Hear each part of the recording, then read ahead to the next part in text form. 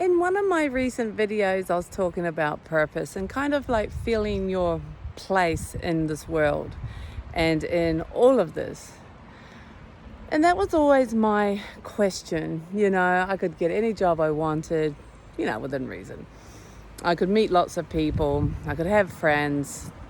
But what was the purpose of all of this? Like, what was I really here to do? What made it a life worthwhile?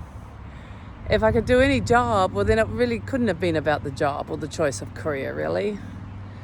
And if I could meet lots of people and everyone I met was really cool, then maybe it wasn't just about meeting these people and having relationships with them. There had to be more. And so that's really what fueled me for a lot of my life, was this feeling like there was a greater purpose of this planet's existence, of my existence on this planet, of this life at this time and age. I mean, I could have been born under any generation, under any date, and yet here I was born on that precise date, that moment, in this generation, this time frame on the planet. And so why? What was the meaning of it all?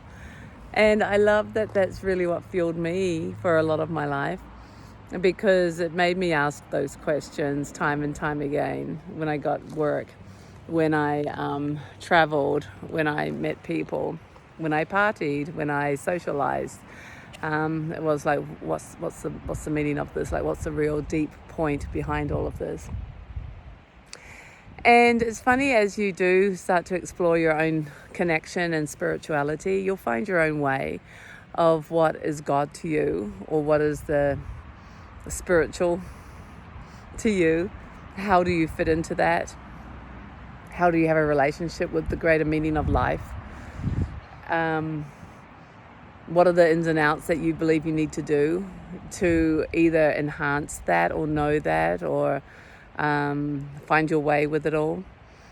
You might move into a more mystical path, which is about you experiencing your idea of God for you, or your idea of stillness or presence now. You might move into a more belief-fueled one, where you read the stories and you understand and resonate with ideas that move you in a direction that's singing to your own heart. You might move into a more religious-based path, which is defined by, it's not really rules, but it's beliefs, and then set around rules of what you should or shouldn't do and wear and behave. And usually they are walking you in the direction of becoming more conscious and more of a good person in yourself, regardless of whether you connect with your God or the source in this lifetime or another lifetime.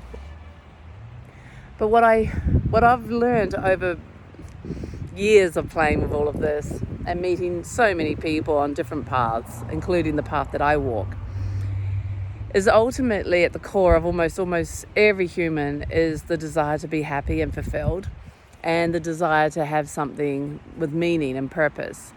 And that completely resonates with me, because my passion was always to be purposeful, and but also to enjoy and to be happy, not to be strict. But I also do like discipline, because I understand that without discipline we can be all scattered, like we probably all have been, and doing things that don't serve. And then we have to make choices. What now serves in the direction I want to move in? And either a religion or a belief helps us with those choices by saying do and don't do, or we can make those choices. And for a lot of people, we're unclear, and so it serves to be told or shown what serves and what doesn't serve. What I've found with meditation is, because it's about our thinking and our habits, to break the habit of thinking is one of the hardest habits. To break the habit of overeating, you can play with that. To break the habit of eating sugar, you can play with that. To break the habit of being a workaholic, you can see why you're striving to do that, and change it, make changes.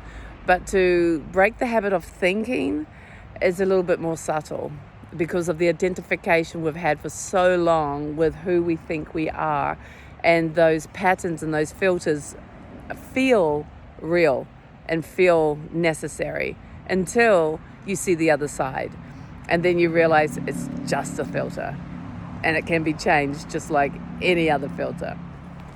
So it's really stunning to actually see these ideas and to see the choices that we have, and then to start making them.